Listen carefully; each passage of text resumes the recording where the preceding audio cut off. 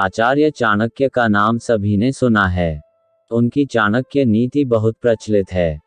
सभी ने चाणक्य नीति के अनमोल वचन पढ़े होंगे। आओ जानते हैं कि आखिर चाणक्य कौन थे, कैसे हुई थी उनकी मौत और क्या है उनके जीवन की कहानी। चाणक्य मगध सीमावर्ती गांव के एक साधारण ब्राह्मण के पुत्र थे। उनके पिता का नाम चणक था। पिता ने उनका नाम कौटिल्य रखा था। अपनी पहचान छुपाने के लिए कौटिल्य ने अपना नाम विष्णुगुप्त रख लिया था। उन्होंने ही बाद में कौटिल्य नाम से अर्थशास्त्र लिखा और वात्सायन नाम से कामसूत्र लिखा। मगध के सीमावर्ती नगर में एक साधारण ब्राह्मण आचार्य चणक रहते थे। चणक मगध के राजा से असंतुष्ट थे। चणक किसी भी तरह महामात्य के पद पर पहुंचकर राज्य को विदेशी आक्रांताओं से बचाना चाहते थे। इसके लिए उन्होंने अपने मित्र अमात्य शकटार से मंत्रणा कर धनानंद को उखाड़ फेंकने की योजना बनाई, लेकिन गुप्तचर के द्वारा महामात्य राक्षस और कात्यायन को इस षड्यंत्र का पता लग गया। उसने मगध सम्राट घनानंद को इस षड्यंत्र की जानकारी दी। चणक को बंदी बना लिया गया और राज्य भर में खबर फैल गई कि राजद्रोह के अपराध में एक ब्राह्मण की हत्या की जाएगी। चणक के किशोर पुत्र कौटिल्य को यह बात पता चली तो वह चिंतित और दुखी हो गया। चणक का कटा हुआ सिर राजधानी के चौराहे पर टांग दिया गया। पिता के कटे हुए सिर को देखकर कौटिल्य चाणक्य की आंखों से आंसू टपक रहे थे। उस वक्त चाणक्य की आयु 14 वर्ष थी। रात के अंधेरे में उसने बांस पर टंगे अपने पिता के सिर को धीरे धीरे नीचे उतारा और एक कपड़े में लपेट कर चल दिया। अकेले पुत्र ने पिता का दाह संस्कार किया। तब कौटिल्य ने गंगा का जल हाथ में लेकर शपथ ली, हे गंगे, जब तक हत्यारे धनानंद से अपने पिता की हत्या का प्रतिशोध नहीं लूंगा तब तक पकाई हुई कोई वस्तु नहीं खाऊंगा। जब तक महामात्य के रक्त से अपने बाल नहीं रंग लूंगा तब तक यह शिखा खुली ही रखूंगा। मेरे पिता का तर्पण तभी पूर्ण होगा जब तक कि हत्यारे धनानंद का रक्त पिता की राख पर नहीं चढ़ेगा। हे यमराज, धनानंद का नाम तुम अपने लेखे से काट दो। उसकी मृत्यु का लेख अब मैं ही लिखूंगा। इसके बाद कौटिल्य ने अपना नाम बदलकर विष्णुगुप्त रख लिया। एक विद्वान पंडित राधामोहन ने विष्णुगुप्त को सहारा दिया। राधामोहन ने विष्णुगुप्त की प्रतिभा को पहचाना और उन्हें तक्षशिला विश्वविद्यालय में दाखिला दिलवा दिया। यह विष्णुगुप्त अर्थात चाणक्य के जीवन की एक नई शुरुआत थी। तक्षशिला में चाणक्य ने न केवल छात्र, कुलपति और बड़े बड़े विद्वानों को अपनी ओर आकर्षित किया, बल्कि उसने पड़ोसी राज्य के राजा पोरस से भी अपना परिचय बढ़ा लिया। सिकंदर के आक्रमण के समय चाणक्य ने पोरस का साथ दिया। सिकंदर की हार और तक्षशिला पर सिकंदर के प्रवेश के बाद विष्णुगुप्त अपने गृह प्रदेश मगध चले गए और यहाँ से प्रारंभ हुआ उनका एक नया जीवन। उन्होंने विष्णुगुप्त नाम से शकटार से मुलाकात की।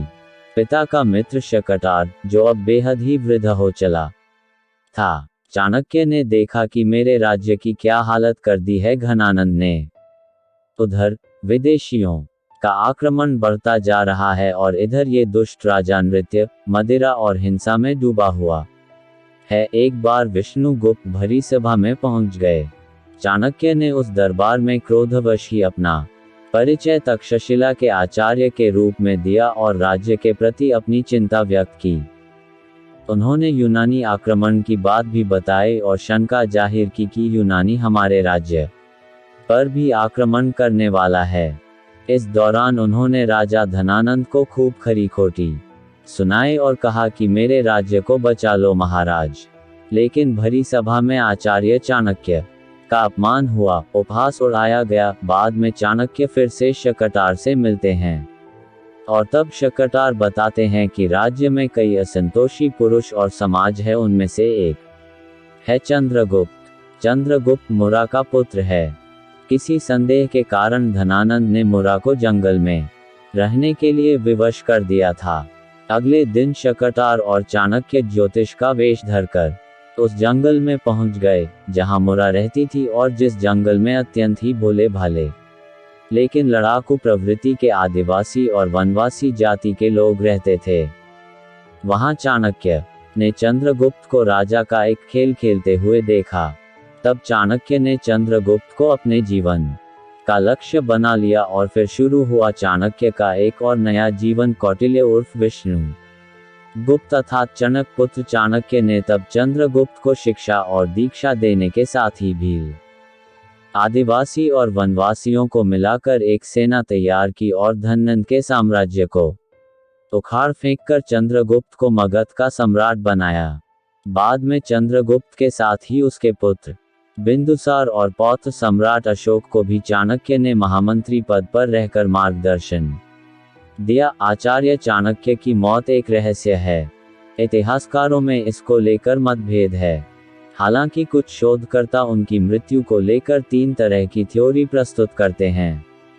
आओ जानते हैं कि आखिर आचार्य चाणक्य की मौत कैसे हुई थी। चंद्रगुप्त मौर्य के पुत्र बिंदुसार मौर्य और उनके पुत्र सम्राट अशोक थे।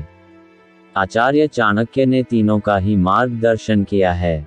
चाणक्य का जन्म ईसा पूर्व 371 में हुआ था, जबकि उनकी मृत्यु ईसा पूर्व 283 में हुई थी। चाणक्य का उल्लेख मुद्रा राक्षस, बृहत्कथाकोश, वायु पुराण, मत्स्य पुराण, विष्णु पुराण, बौद्ध ग्रंथ महावंश, जैन पुराण आदि में मिलता है। बृहत्कथाकोश अनुसार चाणक्य की पत्नी का नाम यशोमती था। मुद्रा राक्षस के अनुसार चाणक्य का असली नाम विष्णुगुप्त था। चाणक्य के पिता चणक ने उनका नाम कौटिल्य रखा था।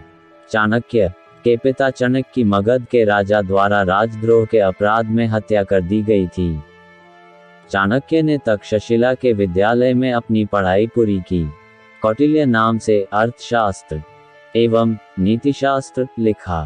कहते हैं कि वात्स्यायन नाम से उन्होंने ही कामसूत्र लिखा था। चाणक्य ने सम्राट पुरु के साथ मिलकर मगध सम्राट धननंद के साम्राज्य के खिलाफ राजनीतिक समर्थन जुटाया और अंत में धननंद के नाश के बाद उन्होंने चंद्रगुप्त को मगध का सम्राट बनाया और खुद महामंत्री बने। चंद्रगुप्त के दरबार में ही मैगस्थनीज आया था, जिसने इंडिका नामक ग्रंथ लिखा। चाणक्य के कहने पर सिकंदर के सेनापति सेल्यूकस की बेटी हेलेना से चंद्रगुप्त ने विवाह किया था। आचार्य चाणक्य की मौत के बारे में कई तरह की बातों का उल्लेख मिलता है। कहते हैं कि वे अपने सभी कार्यों को पूरा करने के बाद एक दिन एक रथ पर सवार होकर मगध से दूर जंगलों में चले गए थे और उसके बाद वे कभी नहीं लौटे। कुछ इतिहासकार मानते हैं कि उन्हें मगध की ही रानी हेलेना ने जहर देकर मार दिया गया था। कुछ मानते हैं कि हेलेना ने उनकी हत्या करवा दी थी। कहते हैं कि बिंदुसार के मंत्री सुबंधु के षड्यंत्र के चलते सम्राट बिंदुसार के मन में यह संदेह उत्पन्न किया गया कि उनकी माता की मृत्यु का कारण चाणक्य थे। इस कारण धीरे धीरे राजा और चाणक्य में दूरियां बढ़ती गई और एक दिन चाणक्य हमेशा के लिए महल छोड़कर चले गए। हालांकि बाद में बिंदुसार को इसका पछतावा हुआ। एक दूसरी कहानी के अनुसार बिंदुसार के मंत्री सुबंधु ने आचार्य को जिंदा जलाने की कोशिश की थी, जिसमें वे सफल भी हुए। हालांकि ऐतिहासिक तथ्यों के अनुसार चाणक्य ने खुद प्राण त्यागे थे या फिर वे किसी षड्यंत्र का शिकार हुए थे, यह आज तक साफ नहीं हो पाया है।